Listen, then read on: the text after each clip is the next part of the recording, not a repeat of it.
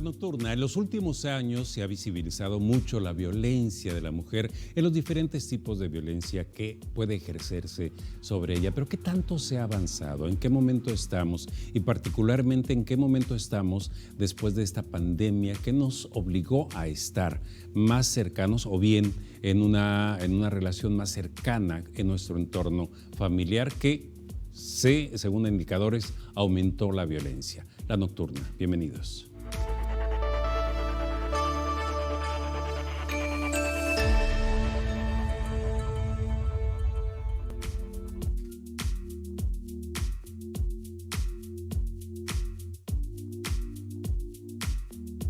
Gracias que está con nosotros. Bienvenido a La Nocturna, siempre tratando de reflexionar sobre temas de importancia, de trascendencia para nuestra sociedad, para el desarrollo de nuestra sociedad. Y hoy, de manera obligada y muy responsable, abordamos el tema de la violencia contra la mujer en el marco del Día Internacional de la Eliminación de la Violencia contra la Mujer. Recibo con muchísimo gusto a la licenciada Laura Paula López, directora del Instituto Estatal de la Mujer. Gracias, licenciada, que está con nosotros. A la abogada Anabel Molina, regidora del municipio de Monterrey, pero activista también de la eliminación de la violencia de género. Muchas gracias. Y recibo también a la licenciada Valeria Rodríguez, directora de Igualdad Sustantiva del municipio de Monterrey. Gracias. El tema que tenemos entre manos, bueno, pues es muy importante, amén de que pueda conmemorarse o no conmemorarse en algún momento. Esto debía estarse atendiendo y creo que por ahí va atendiéndose en el día a día. Bien, si les parece, en principio, perfilemos un poco las instituciones y cuál es el trabajo que están desarrollando. Licenciada Laura Paula López, el Instituto Estatal de la Mujer. Sí, muchas gracias. Yo soy presidenta ejecutiva del Instituto Estatal de las Mujeres. Bien. De las mujeres, porque hay una diversidad de mujeres, ¿verdad? Jóvenes, adultas mayores, mujeres con discapacidad. Hay una diversidad de mujeres que cada una tiene una necesidad específica y a todas ellas llegamos. El Instituto Estatal es un organismo descentralizado del gobierno del Estado y nos dedicamos a empoderar a las mujeres, a procurar su autonomía económica, a la prevención de la violencia. El instituto, bueno, el gobierno del Estado, con nuestro gobernador Samuel García, tiene tanto interés en el tema de las mujeres que creó una Secretaría de las Mujeres. Sí. Y está también el Instituto Estatal de las Mujeres, donde en la Secretaría en particular se ve la atención directa, la atención de las mujeres, y el instituto tiene los 12 temas de Beijing, ¿verdad? Excepto el de excepto el de la violencia no incluido, pero en la atención primaria, que es la prevención, ¿sí? Bien. Vemos todos los temas de salud, de educación, de empoderamiento, autonomía económica, de desarrollo económico, de los medios de comunicación, las niñas, todos estos temas que si los analizamos uno por uno, pues todos tienen que ver con la prevención de la violencia. Bien, muchas gracias, licenciada Laura Paula López. Abogada Anabel Molina, eres activista, eres regidora del municipio de Monterrey, en un área que tal vez no esté directamente relacionada con el asunto de género, pero si eres una activista que ha estado a favor de tratando de construir algún nuevo modelo o transitar hacia un nuevo estado de cosas en la equidad de género. Así es, pues mi nombre es Anabel Molina, gracias por invitarme. Yo soy regidora en el ayuntamiento y soy la coordinadora de la Comisión Anticorrupción, pero a la par de eso a mí me invitan a formar parte del Cabildo por mi trabajo en Movimiento Ciudadano Nuevo León, donde yo encabecé la Secretaría de Movimientos Sociales durante la dirigencia de Agustín Basabe y un pedazo de la dirigencia de licenciado Horacio Tijerina. Entonces, dentro de pues el tiempo que estuve apoyando en la Secretaría, logramos que Movimiento Ciudadano Nuevo León consiguiera firmar unos compromisos para que todo el instituto político en el Estado se conformara de manera paritaria y fuéramos igualmente secretarios que secretarias. Y pues realmente pues yo soy feminista, llevo desde la universidad pues muy activa en el movimiento, sobre todo en temas de la erradicación de la violencia en el ámbito universitario, como lo es el acoso sexual universitario y otras formas de violencia que las mujeres jóvenes vivimos. y pues por eso estoy aquí, les doy las gracias por invitarme. No, muchas gracias que estás aquí. Y el feminismo, parece ser que está por ahí en debate, si existe el feminismo o es otra forma de reivindicación o emancipación de la mujer, como queramos llamarlo. Licenciada Valeria Rodríguez, directora de Igualdad Sustantiva en el municipio de Monterrey. Sustantiva, igualdad sustantiva, exacto. Bueno, primero muchas gracias por la invitación. Y sí, igualdad sustantiva, nosotras nos vamos a encargar de realizar acciones tendientes a transversalizar la perspectiva de género y de derechos humanos en camino hacia lograr esta igualdad sustantiva, no únicamente material en términos escritos, sino lograr acceso a los mismos derechos y a las mismas oportunidades, pero al interior de la administración municipal. Bien. Esa va a ser nuestro trabajo. Bien, muchas gracias. Ahora bien, y ya con quien quiera tomar la palabra, ¿en qué situación estamos? Es decir, ha habido todo un marco legal, ha habido todo un proceso de sensibilización, ha habido una toma de conciencia social, si se quiere, pero ¿en qué momento estamos en cuanto a la violencia de la mujer? Escuché solamente un dato de 3.500 reportes en México al día de cualquier forma de violencia contra la mujer denunciados en todo México. ¿Pero dónde estamos? Pues es un punto, ¿verdad?, que tenemos que analizar el pasado para saber dónde estamos. El día 25 de noviembre se instituye como Día Internacional de la Eliminación de la Violencia porque en 1960, ¿sí?, con el asesinato de las hermanas Mirabal, un asesinato que fue a batazos por proclamar sus derechos, por luchar por sus derechos. Rafael Leónidas Trujillo. Exactamente. Y esto hace, ¿verdad?, que las mujeres tomen valor, tomen fuerza y empiezan a defender sus derechos. Aparte de todas las convenciones y las herramientas internacionales, los tratados que hemos tenido para empoderar a las mujeres, no cabe duda que estamos en un momento difícil, sobre todo aquí en el estado de Nuevo León, porque tenemos altos índices de violencia. Solamente en 2007 se autorizó aquí en Nuevo León la Ley de Acceso de las Mujeres a una Vida Libre de Violencia, aunque es una herramienta que nos da pues prerrogativas, que nos asegura ciertas acciones. En la realidad, pues no sucede, ¿verdad? En la realidad seguimos teniendo hoy por hoy 51 feminicidios en este año y en los años anteriores los números similares, 64. Estado de Nuevo León. Estado de Nuevo León. Estado de Nuevo León. Pero, creo que está arriba de 800 en todo el país, no estoy muy seguro. Así es. Pero lo más grave es que estos casos de violencia contra las mujeres están ocurriendo al interior de las casas, al interior de la familia, donde se supone que el lugar más seguro donde puede estar una persona es en tu casa, en tu hogar, y que las personas que te aman, que te quieren, ¿sí?, que al mismo tiempo deberíamos protegerlos unos a otros, no que te proteja el hombre o que te tengan que tratar con algodones, pero que los integrantes de la familia tendríamos que protegernos y amarnos y cuidarnos. Y ahí es donde están sucediendo las violencias. Ahí es donde están sucediendo los feminicidios, los ataques, las agresiones físicas y un dato más crudo, ¿verdad?, donde está sucediendo también el abuso de niños y niñas. La ONU informa que el 80% de ese tipo de agresiones sexuales provienen de un parentesco, de un familiar.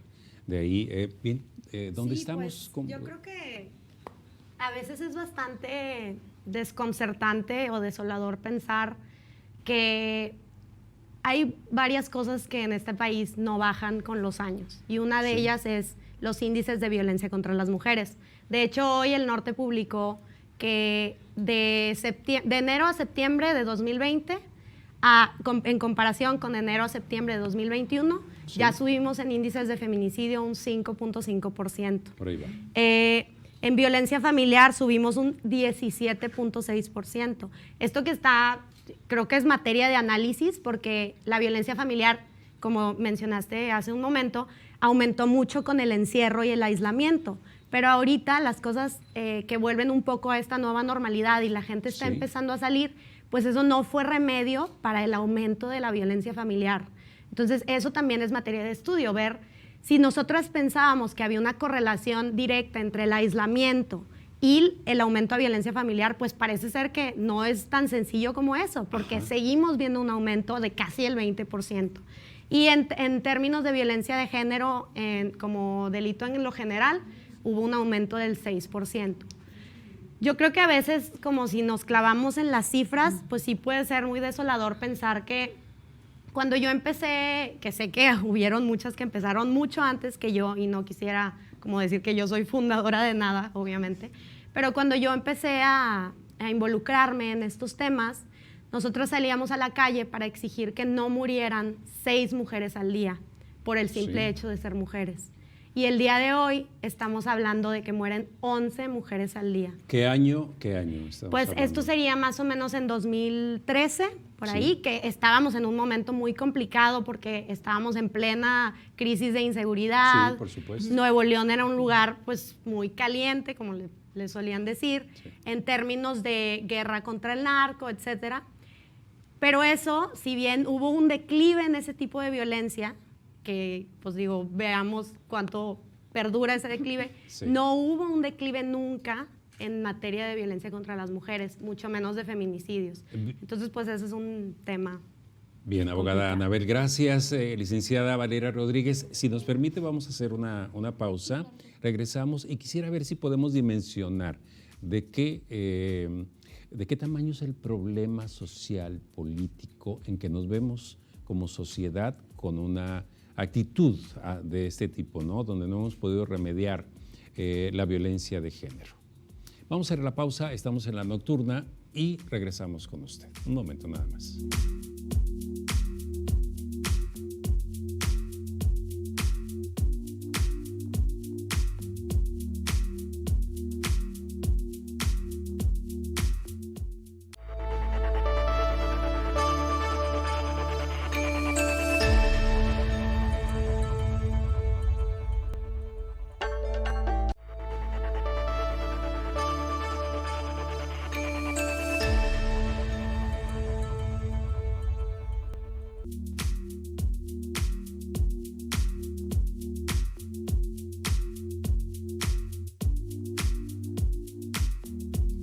La violencia contra la mujer se establece en 1960 ocurre el hecho de las hermanas Mirabal. Ahora, hace un momento lo citaba la licenciada Laura Paula López.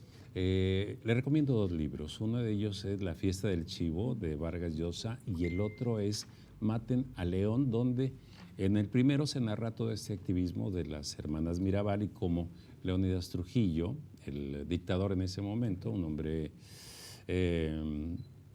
macho, que se orinaba en los pantalones, porque eso es cierto, tenía incontinencia urinaria, había desarrollado toda esa adversión por las mujeres, ¿no? Y en el otro, bueno, ya es de un mexicano, donde narra la vida de Rafael Leónidas Trujillo, dictador de la República Dominicana. Bien, pero dejábamos en la mesa el tema de las dimensiones o el tamaño que tenemos de problema como sociedad. ¿Dónde estamos en este momento? Y sí, tocaba, claro que sí. tocaba Igual voy a retomar un poco la pregunta anterior y sí. Me paso a esta. Primero, o sea, un poco me gustaría retomar como en el dónde estamos, decir que también estamos como en un momento histórico para la lucha de las mujeres, ¿no? Estamos viendo a las mujeres salir a la calle, tomar las calles, protestar, el Me Too, ni una menos, ¿no? Ajá. Como una muestra también de la ineficacia que han tenido las autoridades para responder a una problemática que es extremadamente compleja y complicada. Y un poco también retomando lo que comentábamos de los feminismos, ¿no? Y también poner sobre la mesa la importancia de los feminismos como esta herramienta de cambio epistemológico y estructural a las problemáticas sociales actuales. En mi opinión, como una de las únicas herramientas de escape y de salida que tenemos para solucionar lo que está pasando en el mundo. Y respecto como a estas dimensiones políticas, creo que también, por ejemplo, en materia de derechos humanos, ya distintos organismos internacionales lo han indicado, la única forma de aumentar también los índices de desarrollo es atacar como esta problemática que es la violencia contra las mujeres. Por poner algo sobre la mesa. Por poner algo sobre Porque la digo, mesa. desde el punto de vista humano, del humanismo, esto no debiera ser así. Ya luego nos vamos a las cosas más pragmáticas en el desarrollo de sociedades, de economías, de Exacto. sistemas. Y que únicamente quiero aclarar que hablo de desarrollo humano no únicamente en términos económicos. Ajá, claro. Porque, o sea, ya este concepto se ha ido alejando cada vez más únicamente de términos económicos y hablar del acceso de las personas a los mismos derechos en igualdad de condiciones y que si más de la mitad de la población no está accediendo accediendo a los mismos derechos que la otra mitad, pues entonces no puede haber desarrollo humano. Bien, y además estamos en un sistema que cosifica todo, ¿no? De alto consumo, turboconsumo. Entonces, el turboconsumo se da en la cosificación, que existe la cosificación de la mujer. Sí. ¿No? Esto hablando de los medios. Por supuesto, sí, por supuesto. ¿Sí? Claro.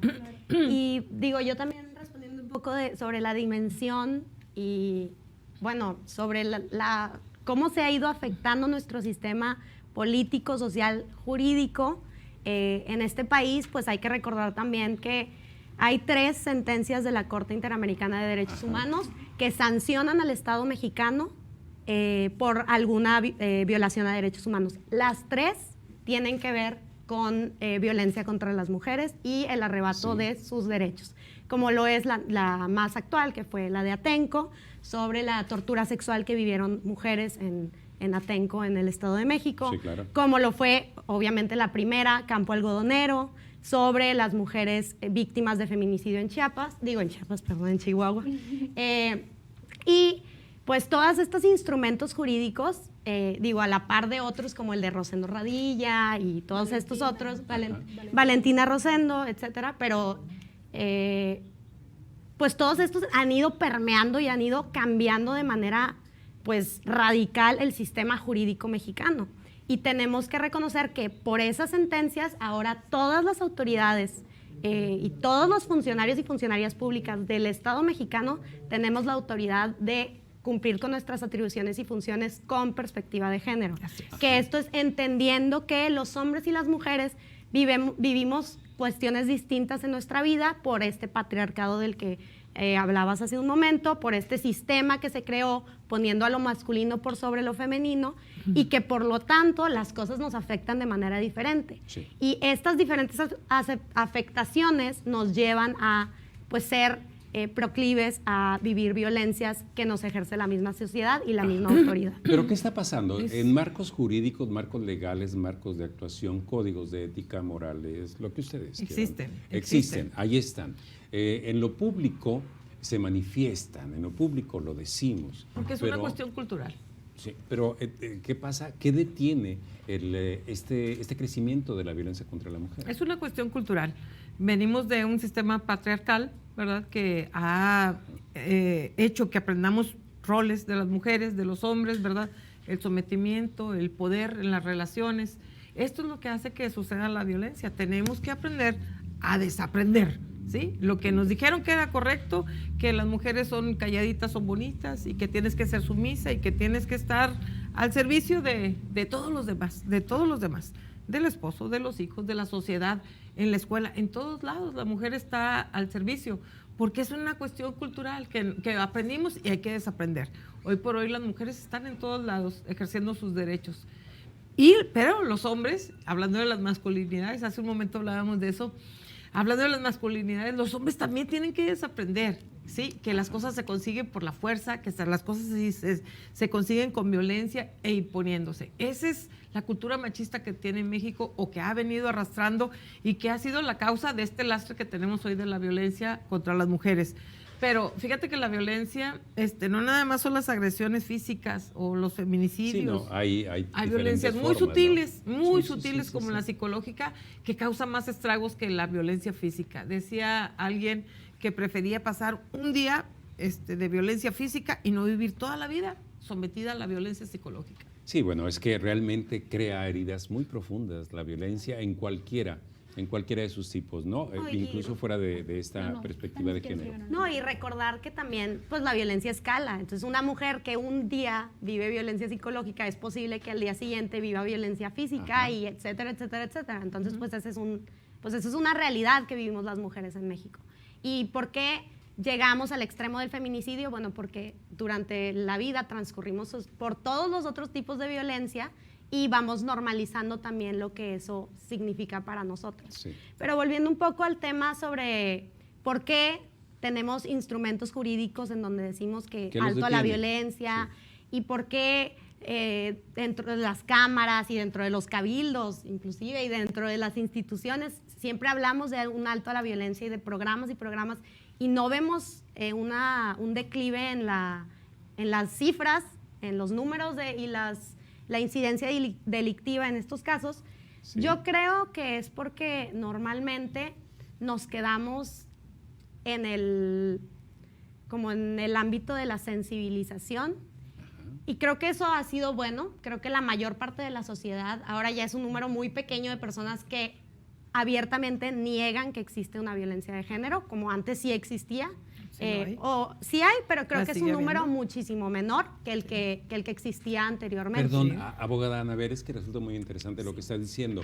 Es decir, sí hay una sensibilización y hay una opinión consensuada de que ya no debe existir esto. Así es. En lo público, pero en lo privado. Eso es, yo creo que parte de la normalización que tenemos de la violencia. De que lo normalizamos, pero lo callamos. Ese es el problema. El problema es que lo callamos. El problema es que El problema es que lo callamos. No se denuncia. Porque mira, que no se denuncia, pero además que no se habla. A lo mejor ni se dan cuenta. Te voy a decir por qué se normaliza. Sí. No lo sabes. Además es una situación que provoca vergüenza, que te apena lo que está sucediendo y no lo comunicas. Las notas periodísticas dicen que cuando sucede un feminicidio, una agresión violenta o las barbaridades que están ocurriendo al interior de la casa, los vecinos dicen, oye, pero es que era una familia, pues se veía normal, es que el hombre era un señor serio, ¿sí? La mujer se veía feliz, porque no hablamos, porque no decimos lo que está ocurriendo, ¿sí? En el momento que lo comuniquemos y que pedamos ayuda y que busquemos una red de apoyo, esto se va a ir, el agresor va a saber que no se va a quedar impune. Y eso es lo que busca ahorita el gobierno del Estado, que atendamos por un lado lo que es la prevención y el empoderamiento y la autonomía económica, pero por el otro lado que se hable y que se atiendan directamente los casos de violencia y que no haya impunidad. Que los agresores sepan que hay cero tolerancia en Nuevo León. ¿No es el principal problema la impunidad? Sí lo es, pero es un círculo vicioso, ¿verdad? Que seguimos y no llegamos al fin, porque la violencia, como decía la compañera, escala. Estás en un círculo de presión, en un evento de presión, y luego escala a la violencia física, pero luego se normaliza y te llegan con flores y te llegan con una invitación al cine y haces como que si no pasara nada. Ya no denuncias, ya no hablas, ya te quedas en la misma situación, en la misma escala. Pero esto es un círculo que se repite y además escala. Además, ¿sí? Además escala y puede llegar a la muerte. Licenciada Valeria Rodríguez. Muchas gracias. Yo creo que la verdad del problema ha sido, bueno, esto lo considero yo, ¿verdad?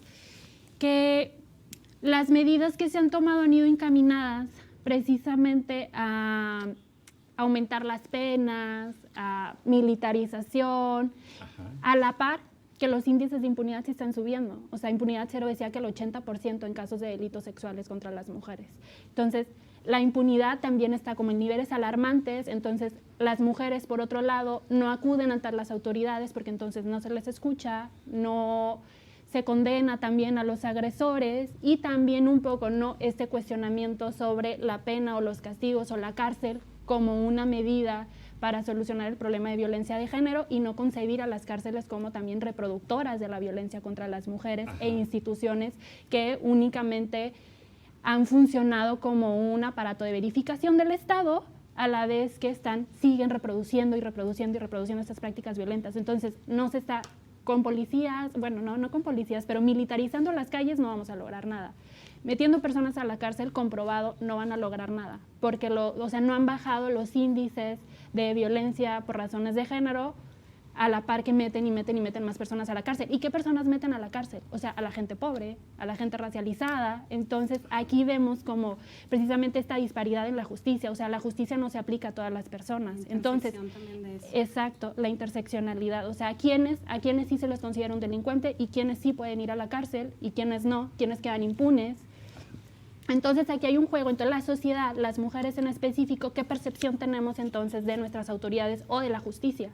No acudes a denunciar y cuando se denuncia, pues ves las cifras de impunidad, ¿para qué? Entonces no hay. Entonces creo que justo esto es lo que nos lleva a estos movimientos sociales de mujeres que están saliendo a la calle. Y también ahí creo que es importante que reflexionemos en por qué las mujeres no denunciamos. Y creo que la clara respuesta es la impunidad, pero también es la desesperación de los procesos masculinizados y revictimizantes que tenemos en todas las instituciones, y por eso yo realmente celebro que el gobierno del estado vaya a crear cambios estructurales, igual que el gobierno municipal, para modificar esos procedimientos. Pero una realidad es que las mujeres no denunciamos porque cuando nosotras nos acercamos a denunciar, recibimos más violencia de la que, con la que llegamos. Claro. Y eso es como realmente el colmo de los colmos, ¿no? O sea, cuando una mujer ya se encuentra, pues ahora sí que empujada sí, se siente la necesidad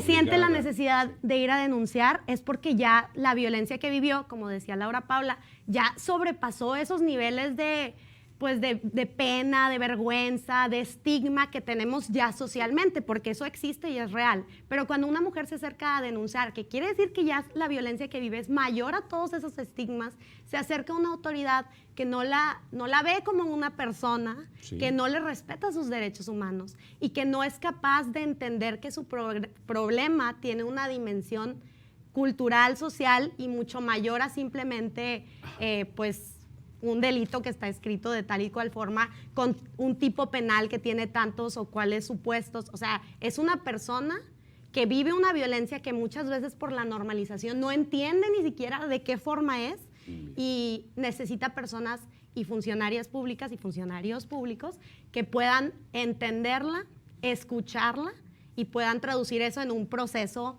eficaz que persiga esos delitos. De ahí la importancia de los organismos intermedios, podríamos ubicarlos ahí. Vamos a hacer una pausa, si les parece. Claro. El tema es muy importante, muy interesante y creo que sus aportaciones han sido muy valiosas. Vamos a hacer la pausa, a la nocturna, regresamos al tema la no violencia contra la mujer.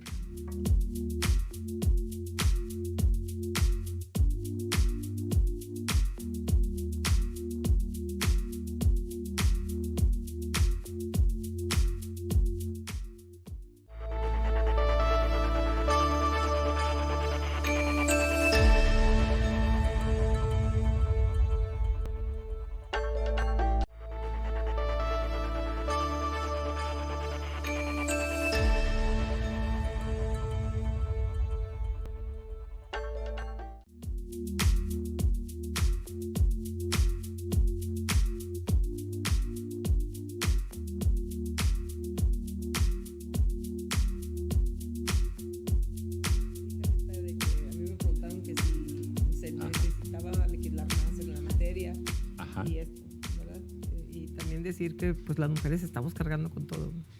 Las mujeres están cargando con todo.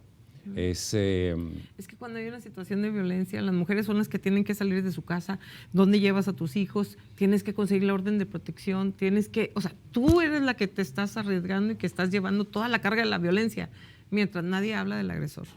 ¿Sí? Mientras el agresor se queda con la impunidad. Por eso la nueva forma de atender la violencia en Nuevo León va a ser pues buscando erradicar el problema desde la raíz, pues, que no haya agresores y que sepan que si hacen, pues la tienen que pagar, ¿verdad? Que la tienen que pagar porque las mujeres estamos en este momento pues ya más despiertas y hablando, y lo que tenemos que decirles es que tienen que hablar, que tienen que denunciar, que tienen que salir. Bien, hablábamos de la masculinización de los procesos, donde se revictimiza a la mujer que ha sido ya víctima en un primer momento de violencia. Los organismos intermedios, el Instituto Estatal de la Mujer, la Dirección de Igualdad Sustantiva, ¿qué rol juegan en esta intermediación para no exponerla a las barandillas donde tienen que ir a presentar su denuncia? Claro. Y en la protección también de la mujer, porque finalmente una mujer que es víctima de violencia tiene el temor de que su pareja acusada pueda hacerle todavía más daño del que le hizo. Ok, igual intervengo en este tema. En el caso de la Dirección de Igualdad Sustantiva, nuestras atribuciones no van por ahí. No van por ahí. No van por ahí, pero lo que sí puedo decir es qué acciones vamos a implementar para comenzar a avanzar en el tema. Entonces, como lo comentaba, y un poco que creo que va en línea lo que estábamos comentando respecto a cómo las autoridades como garantes, ¿no? O quienes deberían de proteger los derechos humanos no lo han venido haciendo. Sí. Entonces aquí nos enfrentamos a un problema específico que justo también es importante atacar, ¿no? Entonces, por ejemplo, nosotras iniciamos capacitaciones, sensibilizaciones que sabemos un poco en sintonía con lo que decías, que no lo va a resolver absolutamente todo, porque si estamos ante una situación tan compleja y estructural, pues definitivamente una capacitación y una sensibilización no va a arrancar exactamente el problema. ¿Capacitación y sensibilización para mujer, para hombre? Dirigida a todo el personal de la municipalidad, incluida policías. Pensando también que incluso, ¿no? Como decíamos, esta percepción que hay de que no pueden presentarse a denunciar, que la policía no es confiable, o sea, porque entonces, por ejemplo, el caso de Inés y Valentina, ¿quiénes fueron quienes ejecutaron, quiénes fueron los que ejercieron la violencia sexual y las torturaron sexualmente? Fue el ejército. Entonces estamos en que son las propias autoridades quienes han venido violentando a las mujeres, ¿no? Quien te debería proteger, ¿no? Un poco también, por ejemplo, violencia familiar, donde te deberías de sentir protegida, donde te deberías de sentir bien, te están violentando. Quien te debería de proteger, que es el Estado, te está violentando. Y ahí hay una cifra súper, solo te interrumpo brevemente, súper interesante. En Estados Unidos, el 90% de las parejas de los policías han denunciado tener violencia familiar. Por supuesto. Entonces ahí es donde encuentras pues cómo resolver un problema con más policías, y los mismos policías son parte del problema. Por supuesto, Exacto. por supuesto, es un asunto muy complejo de resolver. Igual continuando, ¿no? Que comentaba, el tema de violencia de género es un problema estructural y que lo tienes que ver desde un enfoque interseccional, es decir, no es la misma solución para la situación de todas las mujeres, porque las mujeres somos diversas, ¿no? Entonces, por ejemplo, está el tema de pobreza. Si no logramos movilidad social, difícilmente también vamos a lograr reducir los índices de violencia de género. Volviendo al ejemplo, violencia familiar, ¿cómo pretendemos que una mujer denuncie a la pareja que es el proveedor? ¿No? Entonces, si tú no mueves, no logras esta movilidad social de las mujeres que están en situación de pobreza y no implementas programas o acciones específicos para eso. Es el empoderamiento y la autonomía económica. Autonomía económica. Autonomía económica. Y empoderamiento. Que se den cuenta de la situación que están viviendo, que se den cuenta, porque lo normalizamos tanto que se les hace común, se les hace como una caricia, que te empujen, que te humillen, que te hagan bromas hirientes, y eso escala. Al rato te golpea, al rato te cachetea, te ridiculiza delante de la gente y sigue escalando, ¿sí? Al rato te viola, te mata, y nunca denunciaron. Con lo que ustedes han estado aquí exponiendo, me lleva a pensar que digamos, una posible salida o un avance, por lo menos en algunos grados, ¿no? Es el empoderamiento de la mujer, es decir, esa capacidad de resiliencia, de resistencia, digamos, de valor para ir a denunciar y para manifestarse y exigir sus derechos, casi al costo que esto pueda acarrear. Ese es el empoderamiento. ¿Sí? De que le imprimamos fuerza a la mujer, que se dé cuenta de que su autoestima tiene que subir y que se dé cuenta de su realidad, porque no lo saben.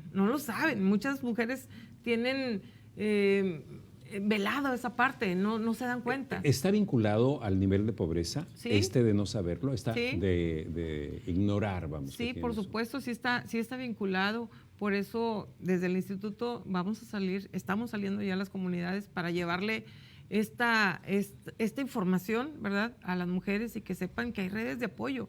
Desde las instituciones hay redes de apoyo que están para servirles, y que los servicios además son gratuitos. Asesoría psicológica, legal, X. Bueno, ahí yo sí difiero un poco en términos también de que la autonomía económica y el empoderamiento económico de la mujer, también hay que ser cuidadosos y cuidadosas en pensar en que solamente está directamente relacionada a la pobreza, porque aquí en Nuevo León vivimos un fenómeno muy, muy diferente a otros estados. Sí.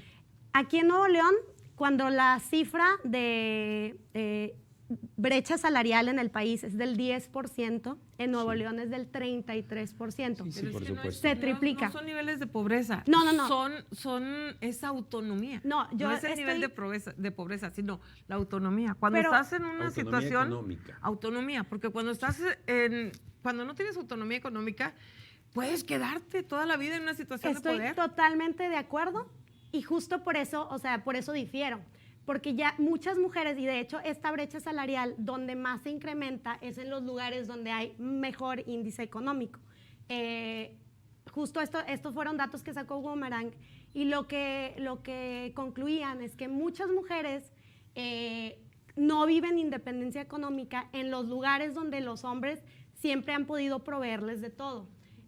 Por ejemplo, en las colonias donde hay una mejor percepción económica, etcétera. Entonces, ahí, aun cuando no existe pobreza, por así decirlo, porque no están bajo la línea de la pobreza en ninguno de los criterios del Coneval, sí existe una falta de autonomía económica. Entonces, exactamente, ese es el tema, no es la pobreza, es la autonomía económica. Y es ahí donde yo difería, porque justo aquí hay que saber, sobre todo en la ciudad de Monterrey, que vivimos todos los tipos de, pues sí, somos una ciudad súper diversa. Tenemos comunidades indígenas que viven, por ejemplo, en la colonia Lomas Modelo tenemos una comunidad otomí que tiene usos y costumbres diversas. O sea, somos una ciudad los mixtecos en Juárez, los nahuas en Escobedo. Súper diversa, y también tenemos que conocer cómo a veces la autonomía económica no se ve igual en todos los lugares. Y justo por eso, digo, obviamente estoy de acuerdo con ambas, sobre todo con la presidenta, que dice que pues el instituto es de las mujeres, porque aquí en Nuevo León las mujeres somos muy diferentes. Muy diversas. La una a la otra, ¿no? Así es. Pero fíjate que a mí hay una parte que me preocupa mucho. Bueno, insisto y aclaro, no es la pobreza, sino la autonomía económica. Sí.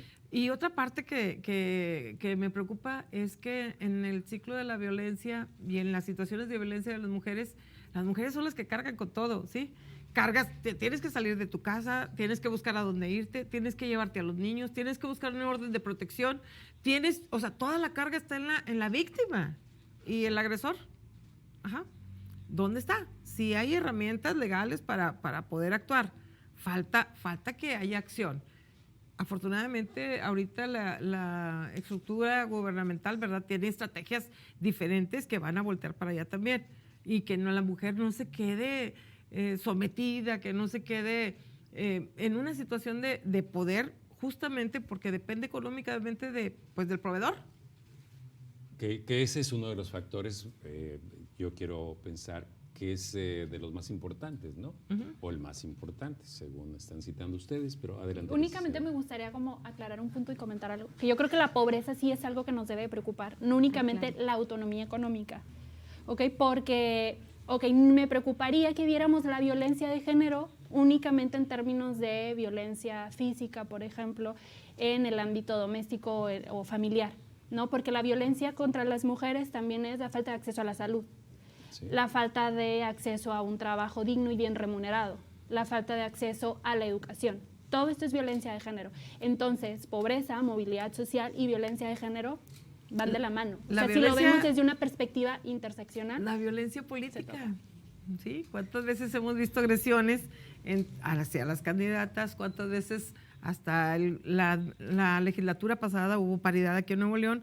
Esta es la segunda, pero aún, fíjense, un dato interesante, aún siendo paritaria la legislatura anterior, no pasaban los temas de género, porque el sistema patriarcal sigue dominando en la mente de las mujeres. Bueno, tal vez haya sido la línea de bancadas. Puede ser el sistema patriarcal, sí, o sea, los hombres mandan. Puede ser eso, ¿no? Pero lo que sí es cierto es que a partir de que empieza a tenerse ya conciencia de la violencia y de la discriminación de la mujer en la política, es que empiezan con ciertos procesos que eran muy simulados. Recordaremos aquello de las Juanitas. Así es. ¿Sí? Aquella de que se postulan, ganan y luego entran los esposos en su lugar como suplentes, ¿no?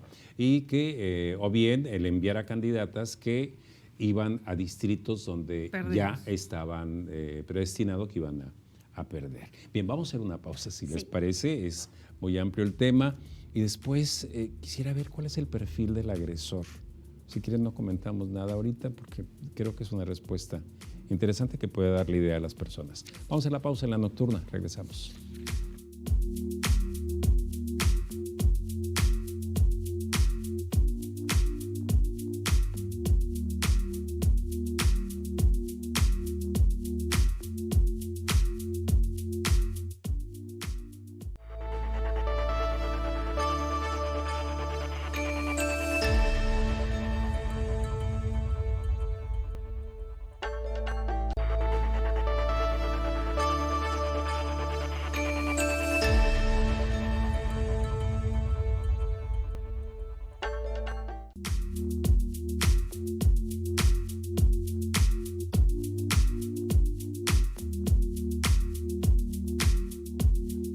la posición correcta?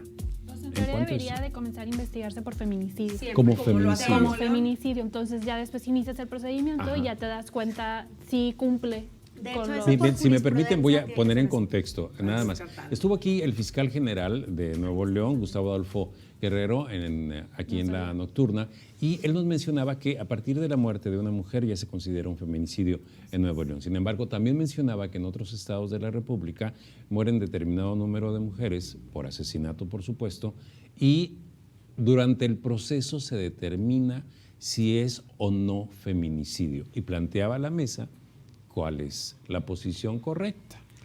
Yo creo que Nuevo León ha hecho un trabajo muy bueno, por eso tenemos números altos en feminicidio, porque está tipificado de forma muy específica. Sí. Y todo crimen, toda muerte violenta de una mujer se investiga en primer término como feminicidio, luego se van descartando. Luego se descarta. Los feminicidios tienen características muy específicas, ¿verdad? Que se van descartando y ya resuelven si es feminicidio o no.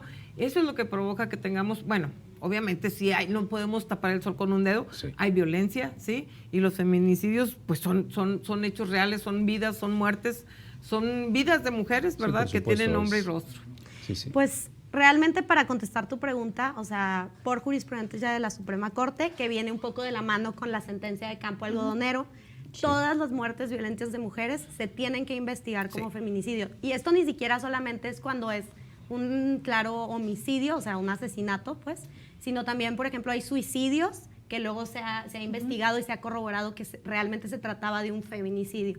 Entonces, pues realmente el caso de Nuevo León es como se debería de hacer en todos los estados de la República, pero es cierto que diferentes fiscalías estatales lo investigan de diferentes maneras y eso pues causa una cifra negra pues mucho mayor en materia de feminicidio. Pero toda muerte violenta de una mujer tiene que ser investigada como feminicidio, en principio. En principio, desde el inicio de la investigación. Bien, el perfil del agresor. ¿Hay un perfil del agresor? ¿Hay forma de que una mujer pueda darse cuenta de que está estableciendo una relación con un agresor que va a ir escalando en su nivel de violencia? Pues perfil como tal creo que no hay, o sea, porque como hemos platicado aquí, este es un problema de una socialización que pues por como estamos educados todas y todos traemos, en donde ponemos pues en lo masculino ciertas como características como ser agresivo, ser violento, responder solamente con enojo, no comunicar emociones, no sé qué, y en lo femenino todo lo contrario, etcétera. Entonces, todas y todos tenemos esta misma socialización y ese es el perfil del agresor, estar socializado como tal. Por lo tanto, no podemos decir que hay una persona que lo tiene y otra persona que no lo tiene. Cualquier persona puede ser un agresor.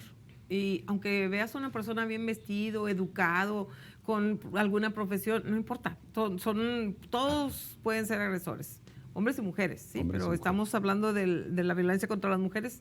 Cualquiera puede ser un agresor, pero yo creo que sí se puede dar cuenta las mujeres cuando estás entrando en una situación de una relación violenta, agresiva, sí te puedes ir dando cuenta. Incluso pues hay un termómetro, ¿verdad? Que es el violentómetro, y que uno puede ir detectando en qué medida de violencia vas. Sí. Te puedes ir dando cuenta de las reacciones en situaciones críticas con una persona, en la forma de reaccionar, tú te puedes dar cuenta si es capaz de conservar la templanza, la ecuanimidad o pierde el control. Yo también tendría que decir aquí que están las trampas de la biología, ¿no? En el proceso de conformación de una pareja entre el enamoramiento y después vendrá el amor o la relación o cómo se construya. Y en el enamoramiento, pues es un estado alterado de conciencia. Sí. Entonces no hay una toma de conciencia para decir, ay, ¿sabes qué? Aquí no me late cómo está funcionando la relación. Okay. Dale, bueno, comienzo. Bueno, primero sobre el perfil del agresor. Coincido con ambas, un poco no quiero ser repetitiva con el tema, solo me gustaría como mencionar el hecho como del clasismo, ¿no? También que ha habido como reiteradamente de considerar y que vuelvo un poquito al tema del punitivismo, esta percepción de que de los hombres en situación de pobreza o los hombres racializados son particularmente violentos, ¿no? ¿Por qué? Porque en un estado, una sociedad generalmente clasista, pues a quienes se procesa por este tipo de delitos son a los hombres racializados o a los hombres empobrecidos. Entonces, por eso también hay mucha esta idea de que hay un perfil de agresor, cuando en realidad no, porque si hablamos de estructuras sociales, decimos que todas las personas fuimos socializadas de esta forma y que en específico a los hombres se les socializó para ser agresivos, ¿no? Así es. Y, el amor romántico. A las mujeres nos educan constantemente para pensar que los celos es amor, que a veces esto de me enojé y luego nos encontramos. Si no me pega, no me quiere. Sí, o sea, un poco estas ideas, esta idea como de romantizar las agresiones, de romantizar las discusiones, ¿no? Son las que hacen que se normalicen estas situaciones de violencia y que a través de los medios de comunicación, a través de la música, a través de las películas, se normalizan estas situaciones de violencia y estas ideas de que la violencia es romántica. Y entonces se vuelve a veces imperceptible. Puedes tener un violentómetro en la mano, pero si todo en la sociedad y te han educado desde pequeña para pensar que eso es romántico, lo puedes ver aquí y no te vas a dar cuenta. Sí, es una lectura cultural totalmente. Claro.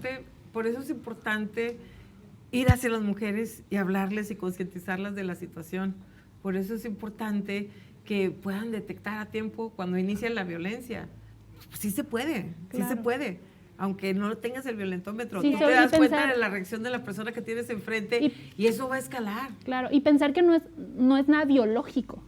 O sea, son estructuras sociales, cultural. Normalización, construcciones que hacen que percibamos las cosas de esta manera. Así o sea, no hay evidencia científica que diga que esto es como algo biológico. No, yo me refería solamente a esos primeros 2 años o año y medio de Claro. enamoramiento, donde luego ya viene una madurez de la relación de la pareja. Claro. Entiéndase por madurez lo que quiera entenderse, ¿no? Sí. Bien, estamos casi para cerrar la nocturna sobre este tema. Responsabilidades, medios de comunicación, instituciones, las propias mujeres, los hombres, las leyes en México. Es que leyes no necesitamos más para nada. No, ni para eso ni para ninguna otra cosa, ¿no? Yo creo que ya tenemos muchas. Necesitamos que pare la impunidad. Responsabilidades que tenemos. Medios de comunicación. Perdón, yo creo que los medios... pongo este escenario. Medios de comunicación, por supuesto, estamos a favor, y es un medio de comunicación muy distinto a los otros, pero estamos a favor de la equidad de género, el respeto a la mujer, etcétera, etcétera.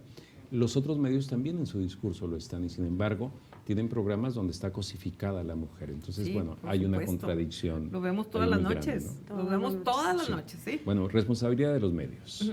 Lo vemos todas las noches. Está cosificada la presencia de las mujeres. Ahí no hay control.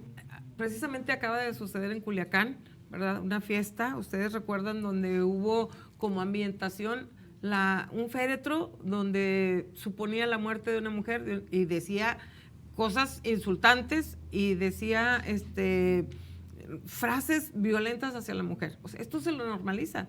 Y no nada más son los medios de comunicación oficiales, sino en las redes sociales.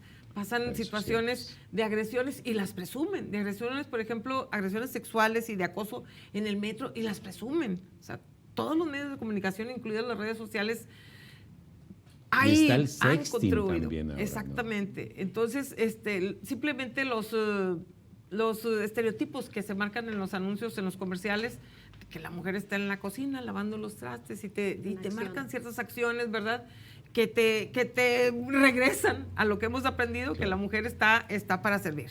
Y no solo eso, sino también yo creo que los medios de comunicación tienen una obligación y una responsabilidad, claro, de no cosificar a la mujer, de entender que las mujeres no somos objetos para el consumo masculino ni de nadie más, pero además de eso, de incluir voces de mujeres en sus programas, en su cartelera, en todo. O sea, realmente hay un verdadero vacío de voces de mujeres dentro de programas, por ejemplo, de análisis político, de los que normalmente vemos, así los importantes, que todo el mundo analiza y de donde salen muchas de nuestras opiniones sobre los temas actuales.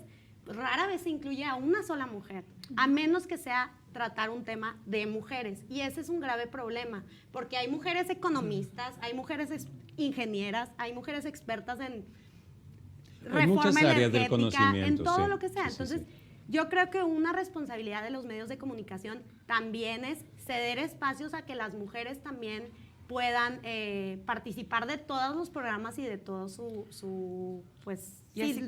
lo que ellos pues sí pueden ofrecer al público. Bien, ya estamos un segundo nada más. Sí, claro. Así como las empresas tienen compromisos de responsabilidad social, creo que los medios de comunicación también deberían tenerlos. Bueno, en materia de igualdad, en materia de seguridad para las mujeres, de la no violencia. De la no violencia. Bien, precisamente les quería pedir si ya podemos ir cerrando, ¿qué podemos hacer en esto de las responsabilidades que nos toca a cada quien, ya sea como parte de un organismo o bien como personas y demás? Es que les cedo la palabra para cerrar la nocturna, la no violencia contra la mujer. Perfecto. Igual me gustaría, voy a retomar un poco lo anterior, pero súper rápido, como decir que los medios de comunicación abordan de la misma forma los delitos que se cometen contra las mujeres que contra los hombres.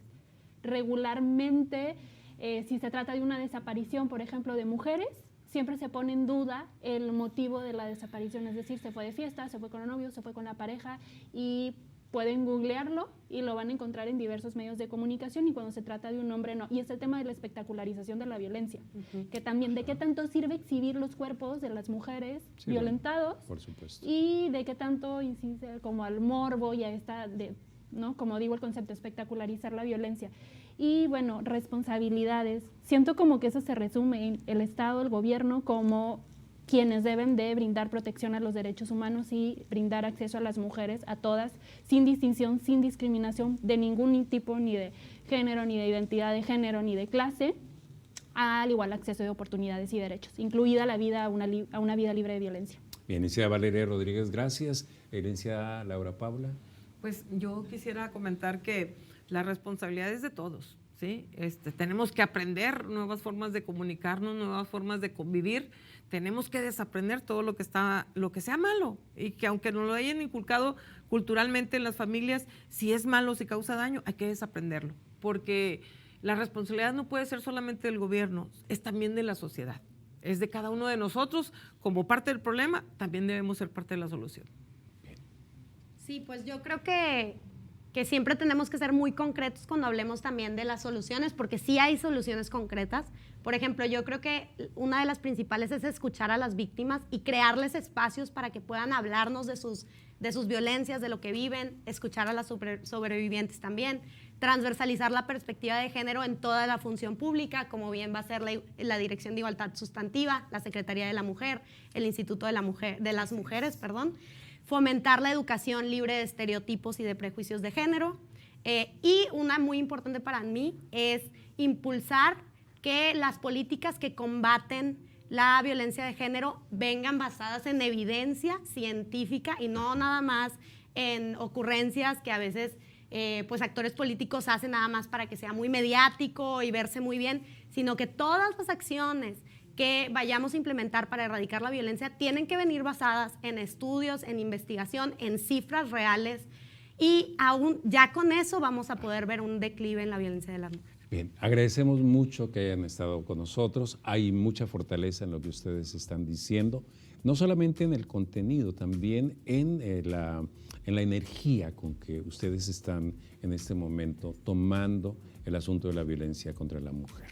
Muchas gracias que estuvieron. Licenciada Laura Paula López, directora del Instituto Estatal de las Mujeres. De las Mujeres. Abogada Anabel Molina, muchas gracias, regidora del municipio de Monterrey. Y licenciada Valeria Rodríguez, muchas gracias que estuvieron con nosotros. De nada. La Nocturna, la no violencia contra la mujer. Gracias.